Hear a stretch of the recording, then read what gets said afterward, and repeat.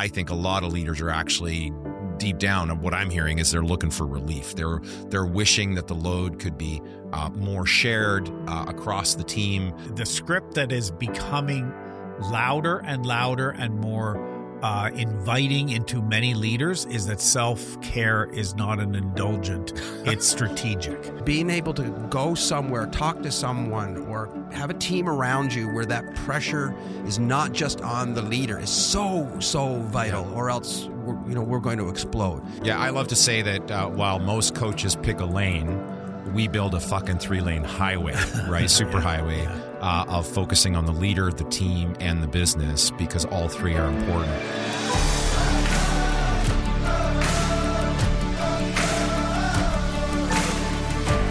Hi, and welcome to the Living Richly podcast. We're so glad that you've joined us today for this really important conversation on what leaders are telling us behind closed doors. The three of us here, I'm here with, of course, my co-host, Rob Dale. Yep. Great to have you here, Rob. Good to be here. And we have Steve Osmond all the way from Calgary. Great to have you, Steve. It's great to be back on the Living Richly podcast. Yes, sir. Yes, sir. And we're all three of us. We are leadership, business, and high performance coaches, and we work with founders and entrepreneurs. Of course, Rhapsody, our company, is the sponsor of the podcast, and we wanted to do a show dedicated to what we're hearing right now in terms of the real challenges that leaders are facing. So, Steve, we're going to just dive right in. I want to throw the first question your way. What's one thing that you're hearing leaders say or be more honest about than in the past? My leadership matters more than ever, but I feel less in control than ever. And the reason why we're hearing that is because we are in unique conversations with leaders in a trusted space. Nobody else is listening. The leader can't admit that in many other contexts, but in a conversation with the coach, they're able to say, they need me to lead, but I'm feeling out of control. And I'm hearing that more and more in different versions of that, but things are feeling chaotic, out of control, but my leadership demands are increasing. Wow. Yeah, the word that came to mind for me, and it ties into what you're saying, is overwhelm. They're feeling overwhelmed, and it's because of the chaos. We got out of COVID, and everybody was like, took a deep breath and thought, okay, finally, now we can get back to business. And now there's, fast forward a couple of years, and there's so much uncertainty with tariffs and with other situations, all kinds of global uncertainty.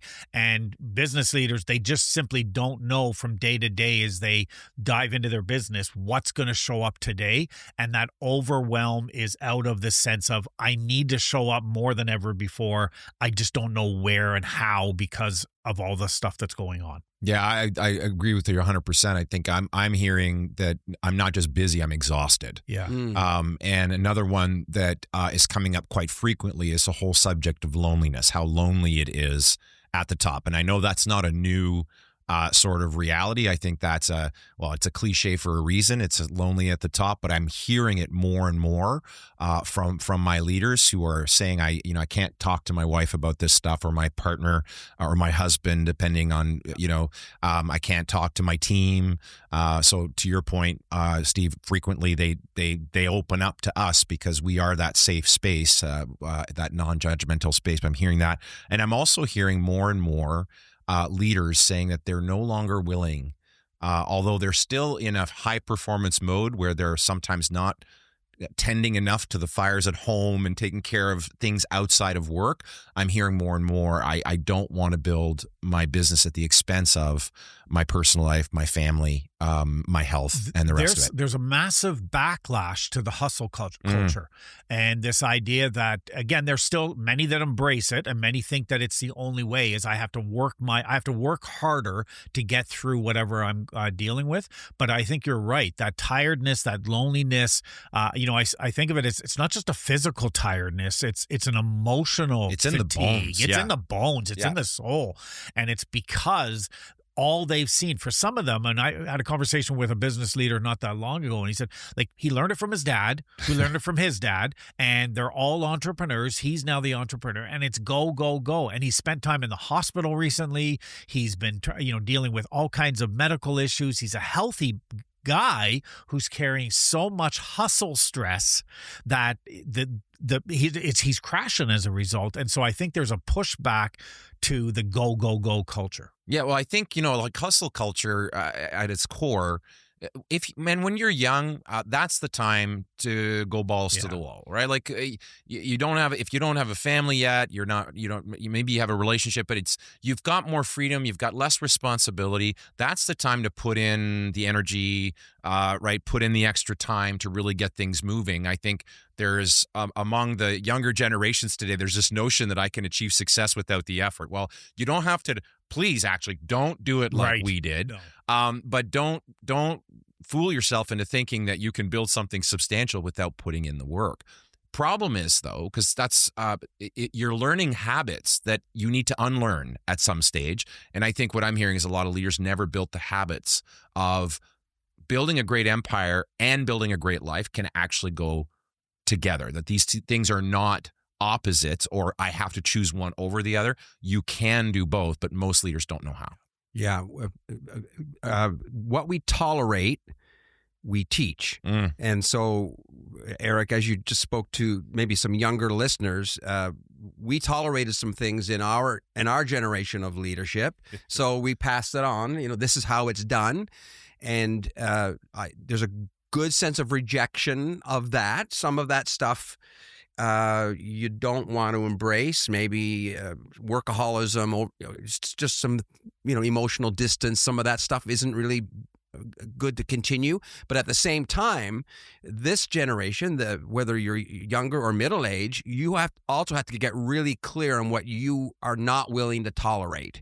And because if you tolerate it, you'll teach it to the next generation, and you'll teach it to your team. Right. So if you are willing to tolerate a chaotic, overwhelmed, out of sync lifestyle, then you're teaching that to your team. You're teaching that to your executives, your team members. And so I think a really important part when a leader speaks to us behind closed doors, we have to say to that leader, okay, then we have to really nip this in the bud. We have to really find a way to stop the cycle here, so we can put a new burst of health and energy into the business. Love that. Not only is it what we tolerate that we teach, you go even a bit deeper. It's what we believe we teach, and so there are certain beliefs that we hold from our younger days of well, that's a long time ago for you. Back in the black and white days, before the world had color, I believed certain things, right? Back when you were watching Mr. Dress Up. You're older than me, so be careful what you say. You're not the oldest. I'm not the oldest guy in the room today. But there is this you sense just look like the oldest guy. And we see it in our conversations. He's going to ignore that comment completely. Wow. I'm just going, hi, Living Richly Nation. We encourage and build each other up here.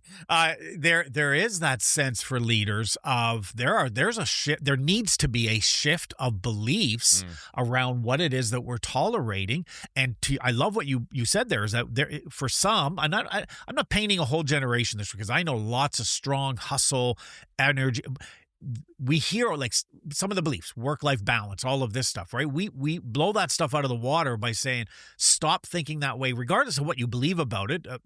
Earlier leader, we would have said, we believe it's no such thing. You have to just work. Life will come later.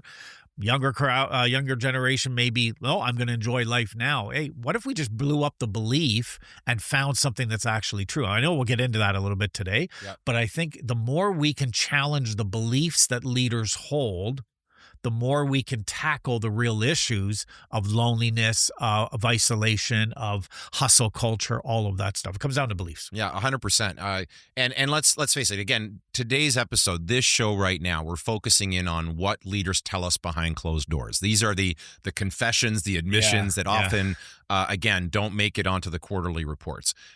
It's not the whole story. There's also great stories of success and achievement and fulfillment and all that wonderful stuff.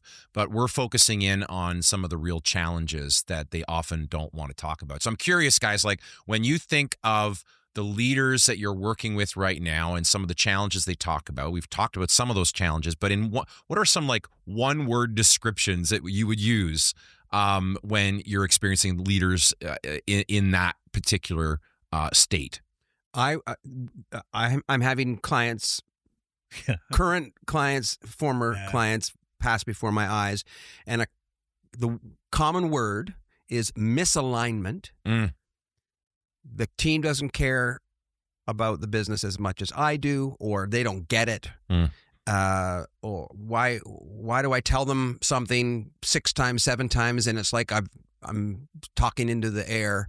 Nobody hears what I'm saying. So if a leader is overwhelmed, overextended, oftentimes it's because they haven't managed or figured out a way to get the team aligned, so the weight of the business is being carried by the team. It's all on me. It's all on me. If it's going to be, it's up to me. And so getting that team aligned, so moving from misalignment to alignment, and there's an art to that and a practice to that, that helps the pressure valve get released, where it's no longer, I'm in this by myself, nobody gets it. Now we're in this together. Yeah. We have a cohesive team. We're carrying the load and the burden together. Right. Yeah. Yeah, I absolutely, I hear that often is the misalignment. I think there's a sense of fog that a lot of leaders, and that's a word that comes to mind, where they're sitting down and they're like, I know I need to do something, I just don't know what. Yeah. And so there's almost this just activity for the sake of activity. Trying to and they're hoping something, if they throw enough things up against the wall, something will stick. Something might stick. And hopefully my frantic activity of throwing stuff against the wall will appear strategic to everyone else. Right. Yeah. Like I'm doing this on, I meant to do that. Yeah, right. Yeah, wow. Yeah. Right. You know, even a broken clock is right twice, right? And this notion of, and I think there is that sense of just, I'm just doing, but I'm not getting any traction with it because I don't know if what I'm doing is what's going to clear the fog. And so getting the clarity is something they're so desperate for. And I see and we've all seen this, the relief that comes over a leader when there's all of a sudden clarity around an issue. The penny drops. And they go, oh my God, thank you. Yeah. Yeah, 100%. Let's zero in on the pressures that leaders talk about privately. That obviously we're not going to be revealing any details about any. We're just talking about themes that we're hearing here.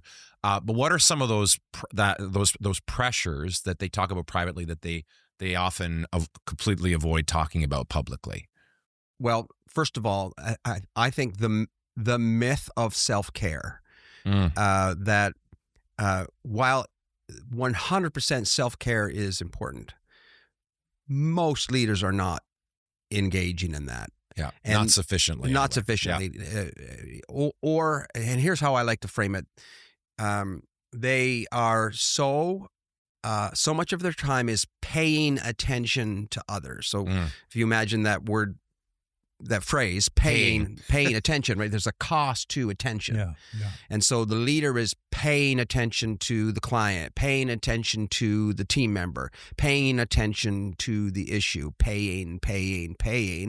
So then when they go to pay attention to themselves or the self-care, they've got nothing left to pay. Yeah. Like they're at an attention deficit. I know I'm supposed to care for myself right now, but I'm exhausted. Yeah. And I'm just going to numb out. I'm just going to put on Netflix for 3 hours, or I'm going to stare at the bottom of a whiskey bottle, or right. I'm just helping leaders understand, and that's what we do in a coaching session. We're paying attention back, right? So now the gold in our pocket or the energy that we've got, we're paying attention to them, and then we're helping them move into self-care, and we're helping them understand what needs to happen so that they can be strong in an emotionally cluttered world. Yeah, 100%. Yeah, I think one of the pressures I see show up a lot with leaders is the pressure to keep everyone happy. The pressure to Oh, you mean leaders struggle with people pleasing? Yeah. People pleasing. Well, and even deeper, because they're looking at, so again, I recognize that many of the faithful regular listeners to the podcast may not be in a leadership role within their business, but I think this is a great episode. Like, don't tune it out just because it may not be specific to you. I think you really can have an appreciation. I hear sometimes, I talk to the average person, they go, "Oh, my boss is a jerk," or he does this. There are some exceptions. Most leaders are not showing up wanting to piss you off. They're not wanting to make life miserable for you. They genuinely, the pressure they're under and the burden that leaders carry, that they stay awake at night, is they need to make sure enough money's coming in so they can pay. These livelihoods depend on them. They've got a spouse perhaps laying in that bed beside them who is sleeping soundly while they're laying awake, and they know that they can't burden them with them. So the pressure to make sure that they are taken care of, that they feel contented and safe and secure. Wow. They've got kids that are asking and demanding and wanting, and I need this, I need that. I got these sports in the school, and I've got to pay for all that. I've got to look. So the pressure, they've got clients that are looking at them for being happy. In some cases, some of our leaders have boards that they answer to, stakeholders. So this pressure to keep everyone, and to your point, suddenly they go, "Steve, what the hell are you talking about self-care? Yeah. I got all these other people to worry about. I don't have any time to worry about me because I got to keep everyone else." So that pressure is probably at the top of the list.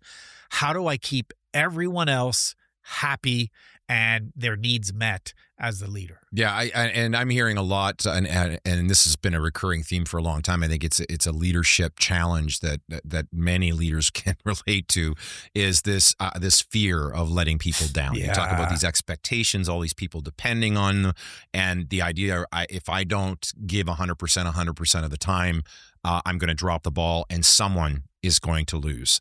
Right? Like, I'm going to disappoint a client. I'm going to disappoint my team. I'm going to disappoint my family. I remember very distinctly in COVID, when we were in full lockdown, several of my clients who were now had small children that were normally in school, but that they were out of school now, and they were doing a whole remote school thing, right? For small kids. Like I got that would work for teenagers and up, even though that was really hard. My son really didn't have a normal high school experience. He lost 2 years of high school because of COVID. But small kids, like, can you imagine you're a parent who is now trying to keep your business going, and now you've got to be a tutor, and you've got to teach your kids. And I remember some of my clients feeling so overwhelmed in that period. And I get that we're not there anymore, but it's illustrative of how they feel this pressure from all fronts. You had clients saying to me, "I don't feel like I'm showing up fully for my business, right? Because I have to take care of my kids during the day.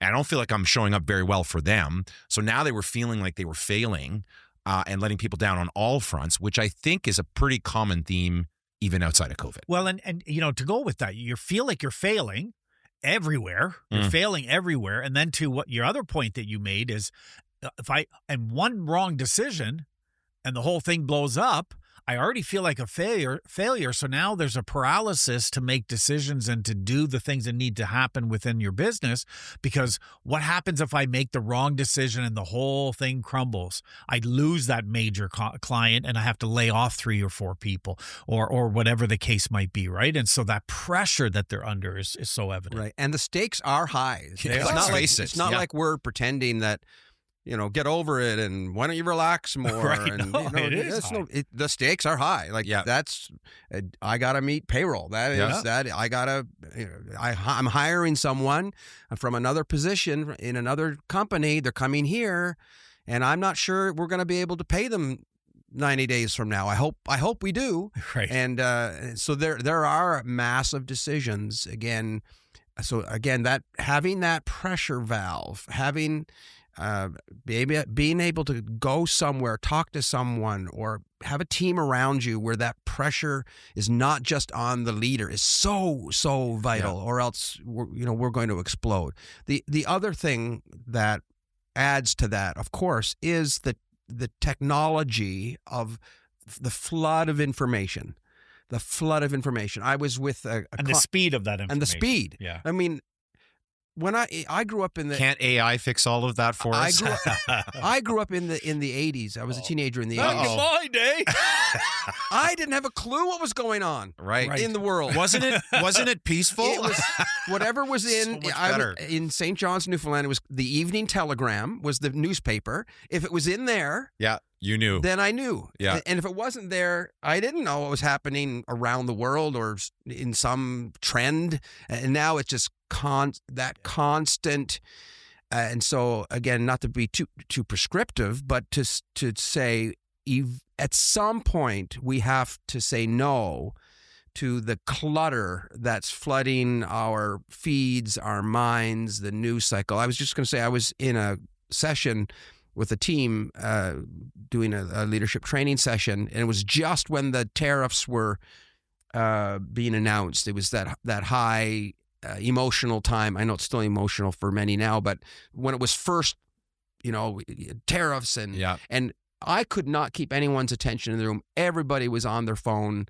What's happening now? What's the latest news? What's the latest update? And we missed this opportunity to learn together, to be together, because all of this other information was interrupting what mattered most. Yeah, it's this pressure to stay on top of it all, right?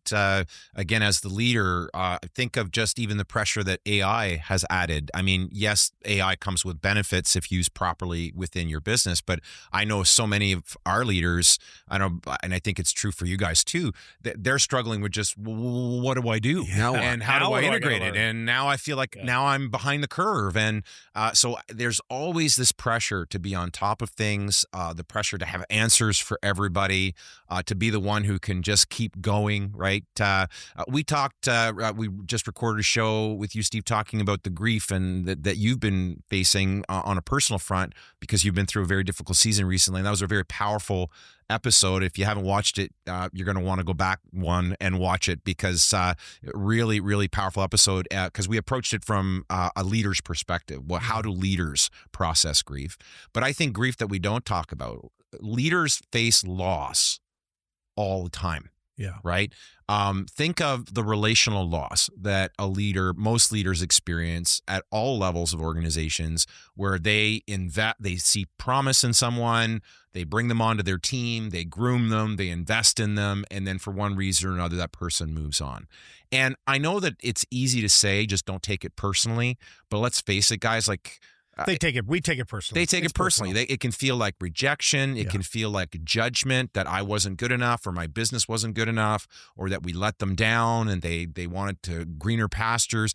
Like this is an ongoing brain drain and soul drain that leaders experience. I don't think we talk about. There's probably low-level grief that leaders carry for the lost people, the lost opportunities, the mistakes perhaps that have been made that they've recovered from. Yeah. But often it's like there's no time.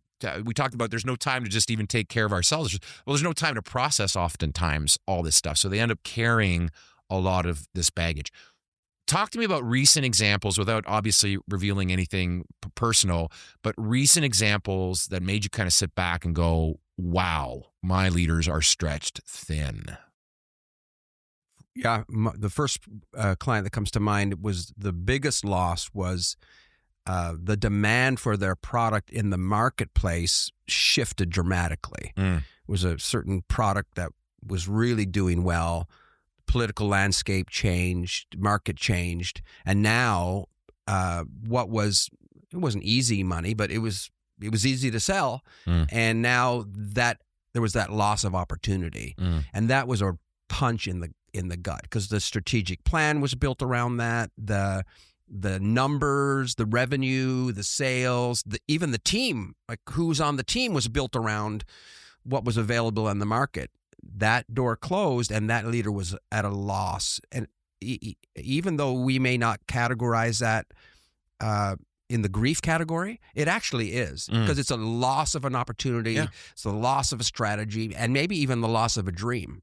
Well, think of perhaps they were depending like behind the business dream of expansion or like building this part of this new offer, whatever. they had personal dreams tied to that this will allow us to do X, Y, Z, right?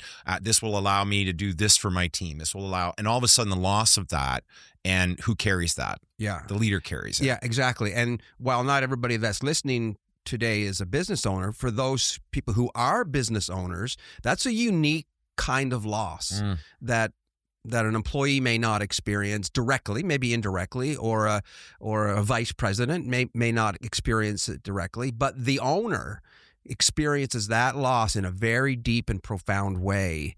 And again, addressing that is so vital, and say, yeah, I'm grieving the loss of that opportunity. And I need to, the wind has changed. I need to adjust my sails. Yeah. But still, this is difficult and painful. Yeah, 100%. Yeah, I mean, there's a number that come to mind. I think of, and I go along with that. I know I've got a client who, and this is where I knew, okay, we need to take a step back and revisit some things, because they were literally tracking. It wasn't big sales; it was small. They're just their MRR and their small clients, and they were looking at clients who were slowly, oh, that one's gone, and every one of them, it was personal. What could I have done to keep them? New one came on. Oh, now they're on a high, and I saw this emotional roller coaster, and I saw the unhealthiness in that. Of, yes, you want to celebrate wins, and yes, you want to recognize and learn from the losses, but when you are on an emotional roller coaster where every sale and every lost sale causes, that's when it was the sign to go, that you've moved from healthy to an unhealthy way of looking at this, and we need to take a step back from how in the numbers you are, so that you can breathe for a second. Yeah. Because of course what happens is, in those contexts, we become reactionary. Yeah. And that's exactly what this individual was doing, was they were becoming reactionary.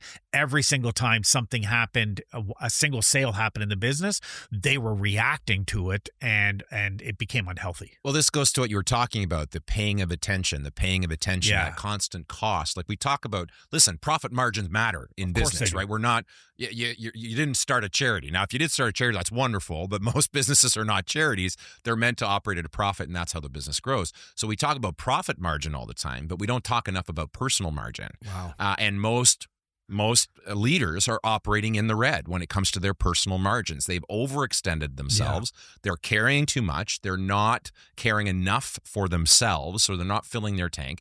And so when you are like in a bankrupt position or in an overdraft position, personally, little things do set you off. Yes. So you actually lose your center, lose your balance as a leader much faster.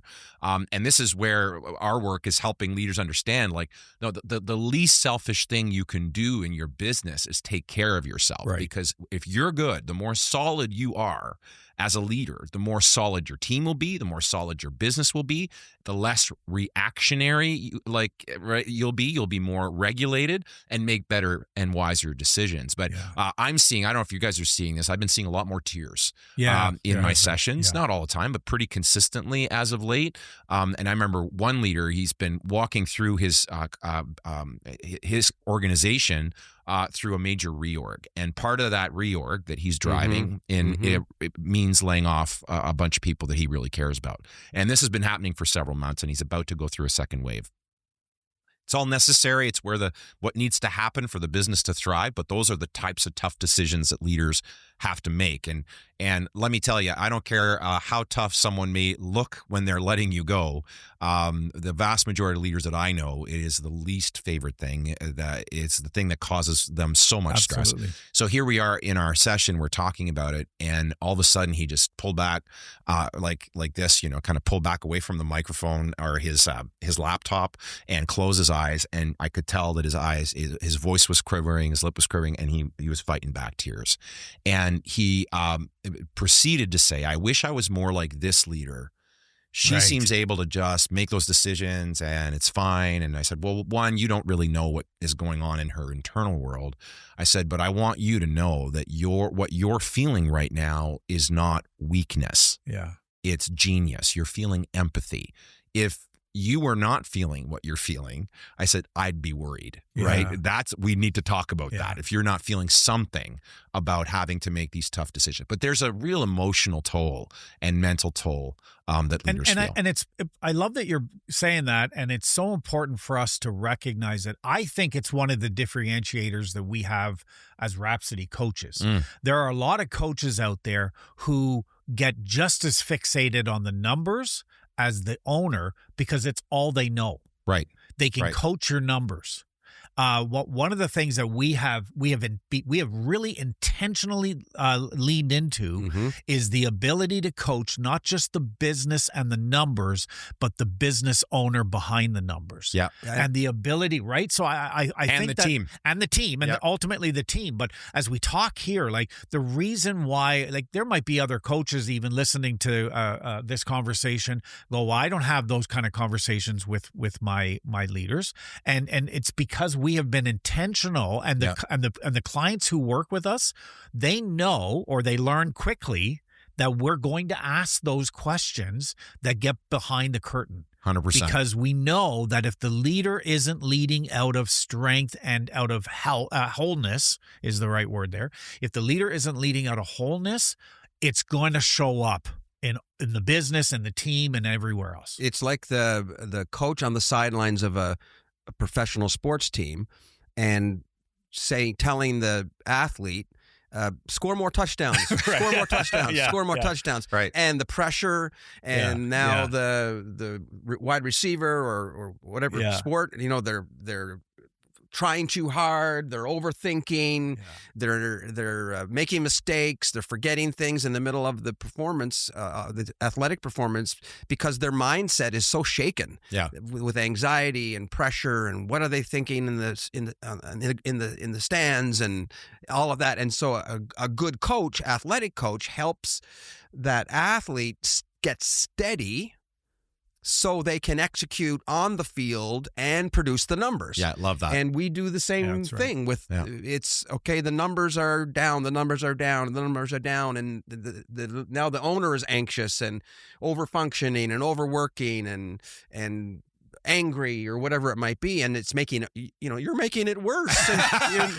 So let's come. We are going to talk about the numbers. We are going to talk 100%. About improving the sales cycle. We are going to talk about improving the funnel, whatever that might be. But we're also going to say, let's get you back into a good, solid, courageous, strong, wholesome, wholehearted mindset, so you can actually execute what needs to get done. Yeah, I love to say that while most coaches pick a lane, we build a fucking 3-lane highway, right? Super highway of focusing on the leader, the team, and the business, because all three are important. And matter of fact, if you only coach to one of those dimensions, you may make things worse for that leader because now things are out of balance, right? Not that they're ever perfectly balanced, but things are out of alignment. Right. And to speak to the importance, even in the world of sport, the coach that we work with, Dr. Sherry Kane, who's been on the show, and she's done training with our team for years, and we work personally with her. I meet with her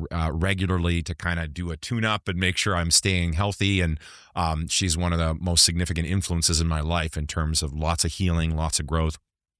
But she's also the mindset coach for the Philadelphia Eagles. Amazing.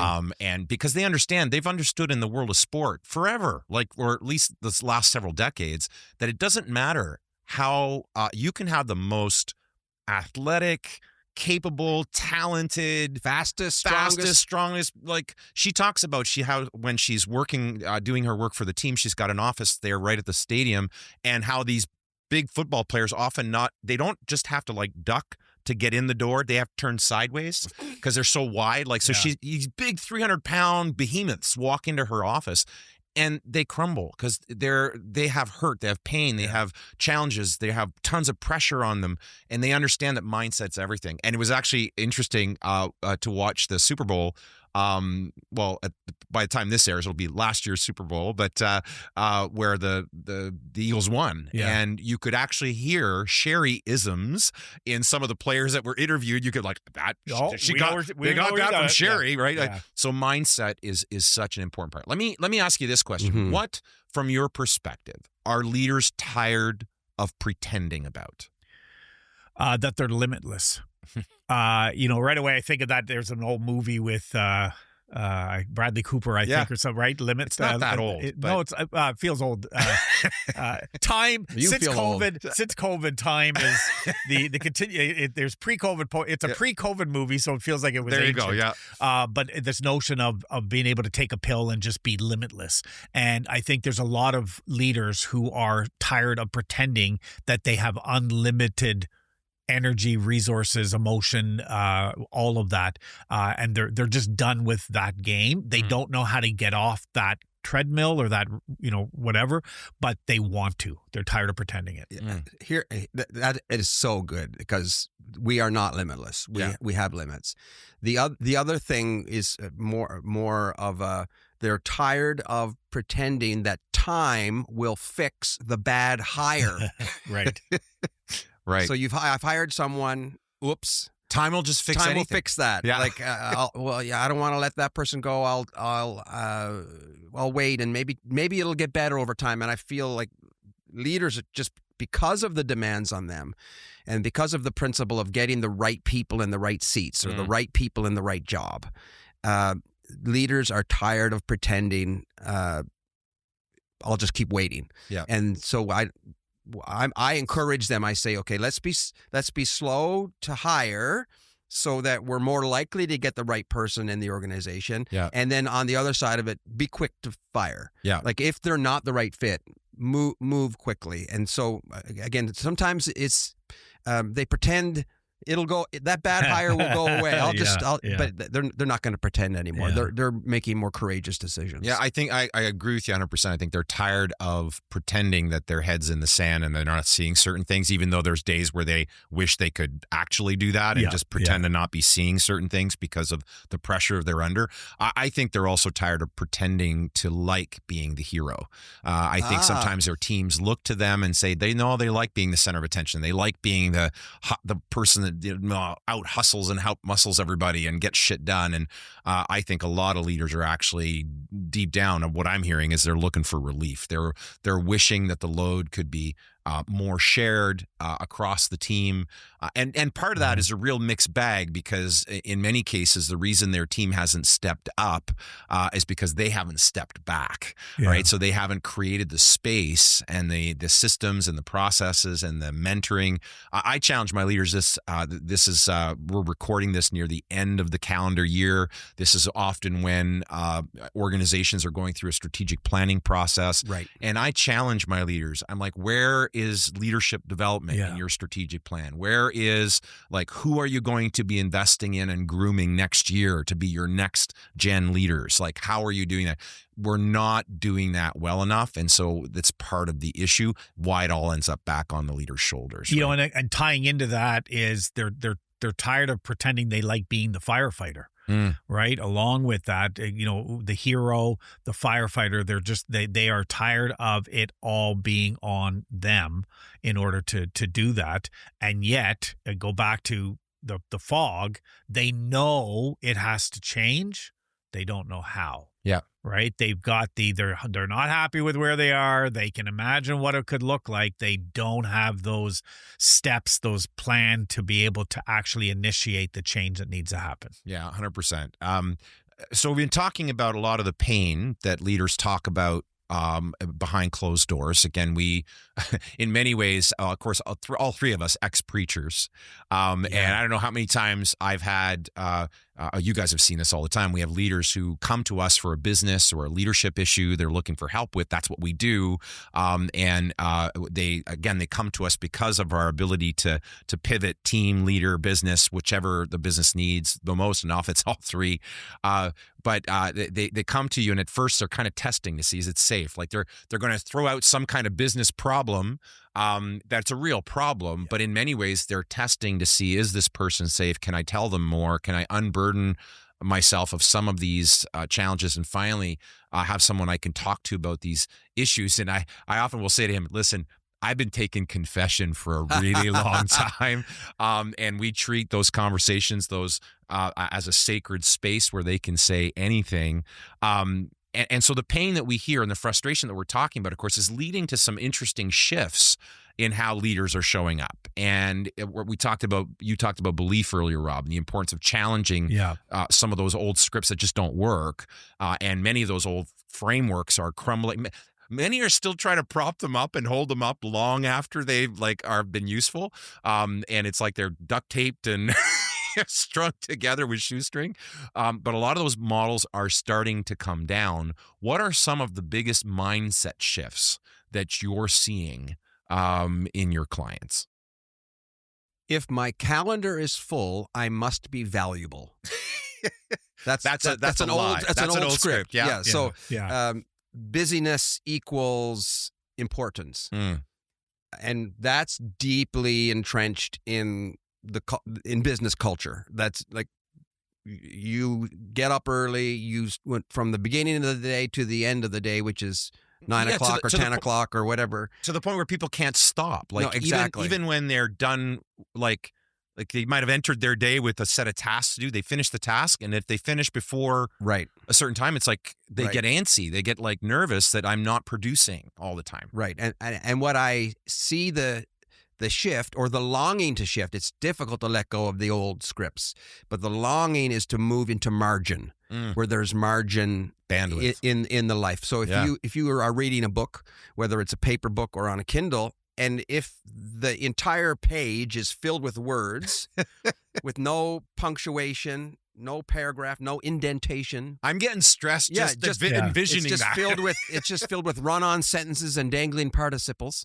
And that's all that's in there. Then that is so difficult and so stressful to read. And yet, if someone was to read our life, if our life was a book, they would see a life with no margins.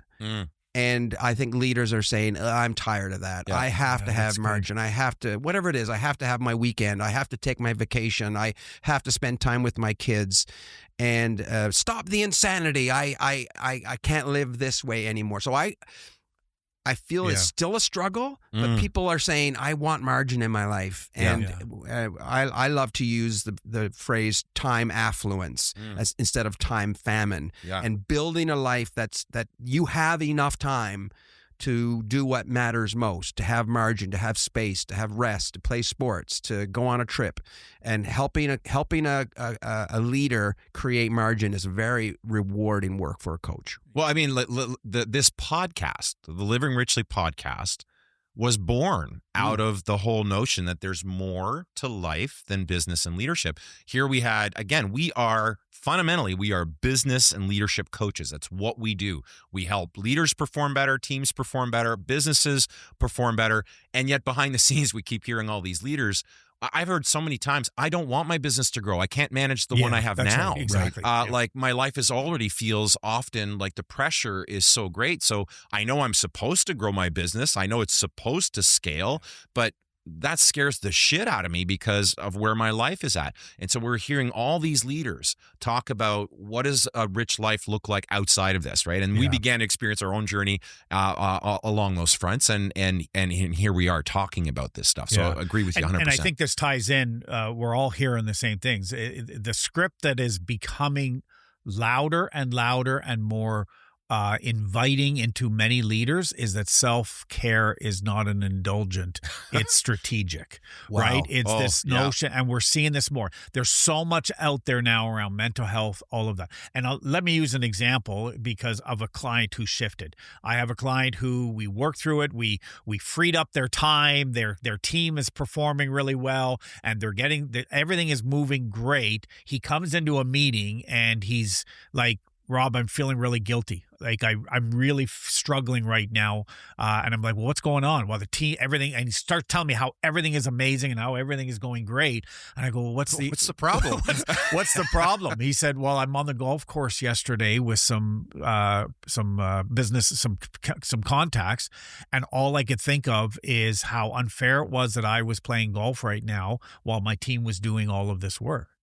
And Fast forward, that was a couple of years ago. Fast forward now, and when we jump on calls, he talks to me about the connection. Like, he's doing exactly what he's supposed to do as the business owner, but he no longer has that guilt around going for golf because, one, he sees it as part of what his role is in the business, and two, he recognizes that round of golf energizes and strength. It's a self-care a moment that allows him to show up when the team does need him to show up. Yeah, I mean, we're talking so much about, again, margins, whether it's personal margins in a book, right? Like, your profit margins are directly tied to your personal margins. Wow. If they lack, that's so if true. those are lacking, you are leaving so much potential on the table because you're operating sort of in the red personally all the time, right? One massive shift I'm seeing, and I think this is true right across the board, not with every leader, but I see it more and more,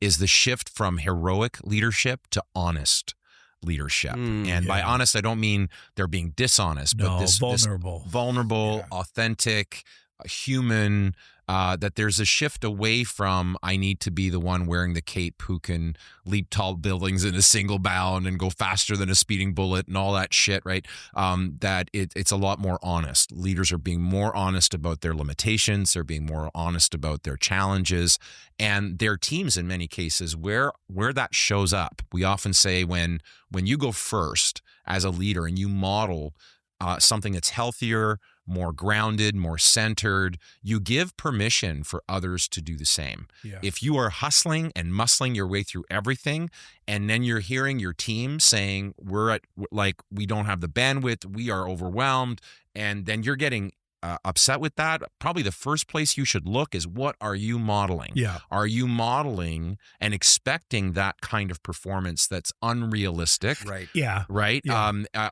Or is it just because you only know one speed? And ask me how I know this shit. It's not just from my conversations with leaders. Oh, it's personal experience. It's personal experience. Like, I've operated in one gear, which is pretty much overdrive, most of my life, and paid a heavy price for it. And finally, in these later years of my life, because I'm not quite as old as two of you are, but He's I'm pretty old though. I'm pretty old. I'm up there, right? Yeah. Learning that there are other gears that you can operate in, and understanding the season that you're in, the season that the business is in, the season that your team is in, and that we don't need to be redlining the business all the time to be successful. You redline an engine for too long, it can operate there. It's meant to operate there. That's why your tachometer will allow it to go there.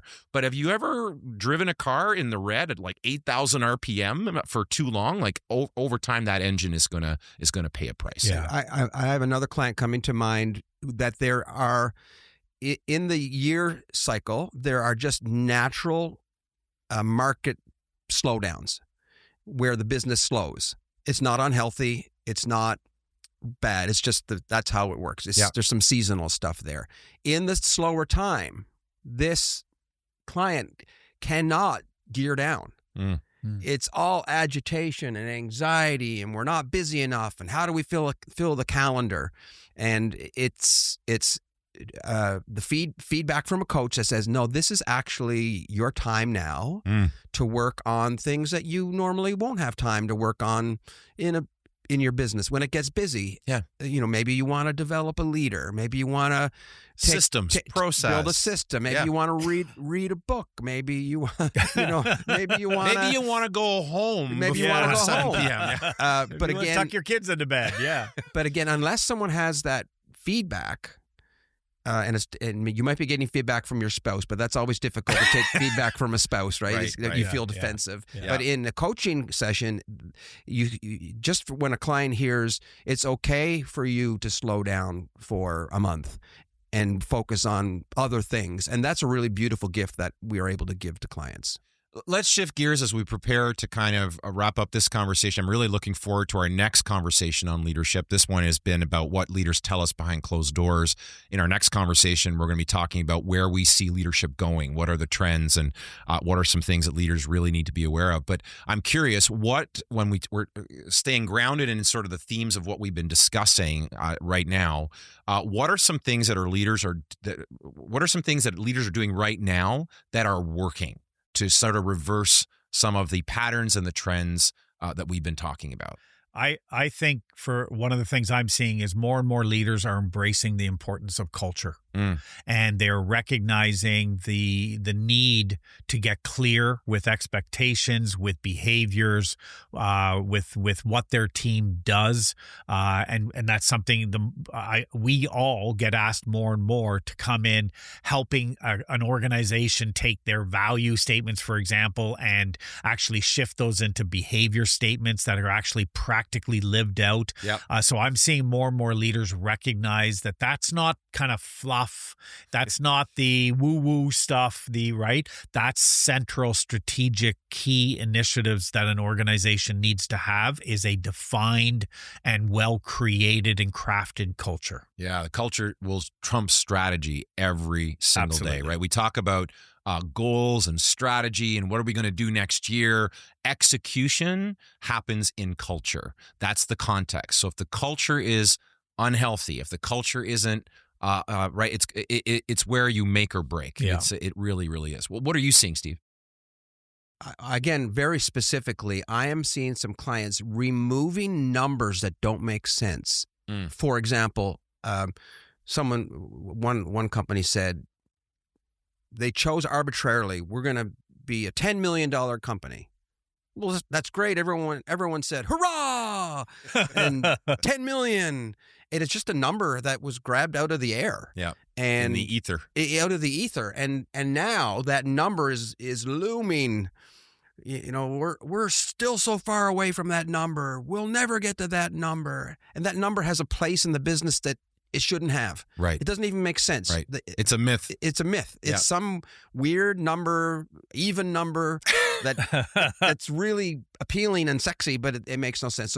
So getting back to realism when it comes to what can this business actually produce? What's the real capacity? A more grounded approach that's not setting yourself up for failure.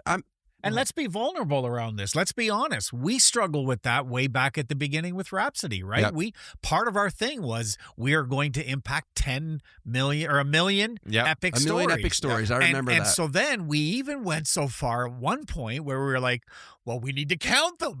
We start counting. and then that seemed so daunting. Holy crap. Like we're only at 53,000. We have to count to 1 million. I don't know if I could do that. And the energy we were putting into that until we finally looked and went, why? Yeah. Why can't we just be a lot? Right. So the numbers need to make sense, right? And if they don't make sense, then they become tyrants in the business and create emotional spiraling and anxiety, unnecessary stress, right? yeah. And self-imposed in many ways. I'm going to say this, and then we're going to go to what you hope leaders will take from this conversation today. What's one or two things, and we're going to do like lightning round before we land the plane. But what I'm seeing, a shift that really encourages me, is more and more leaders building support systems. That's working with a coach. And I know that may sound self-serving, but I'll tell you, we work with coaches. We believe in having that outside perspective, someone we can talk to kind of balance things out. But whether it's a coach, some are embracing things like peer groups. I know that at Rhapsody, we try to bring our clients together, right, through different experiences.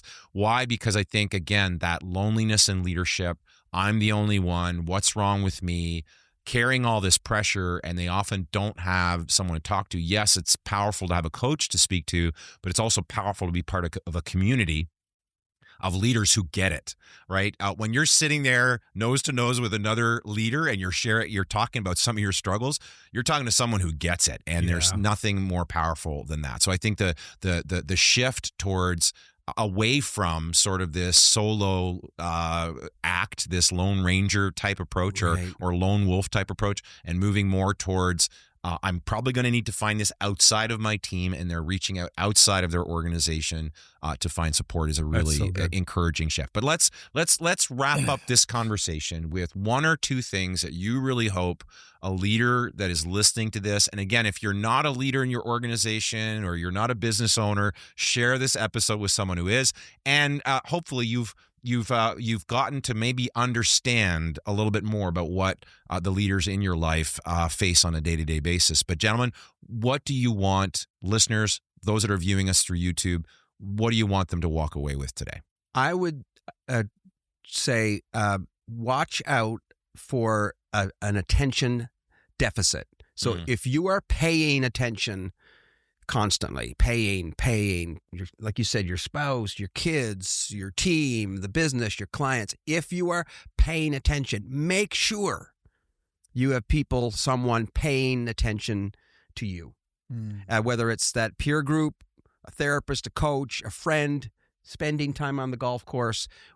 Don't ignore. You ignore that at your peril. Yep. Now you are giving attention that you don't have. Now you're scraping the bottom of that well, and that's where burnout and all kinds of ugliness can happen. So get attention back.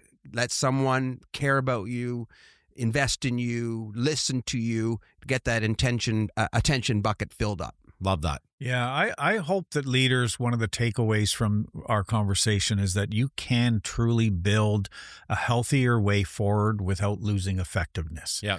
It's not an either or. It really is something you can do both. You can effectively be the leader of your business, and you can live a healthy self-care life. Yeah, I love that. I would say, I would add to that, you're not weak, you're human. Yes. And you don't have to carry all of this alone. Gentlemen, this has been a great conversation.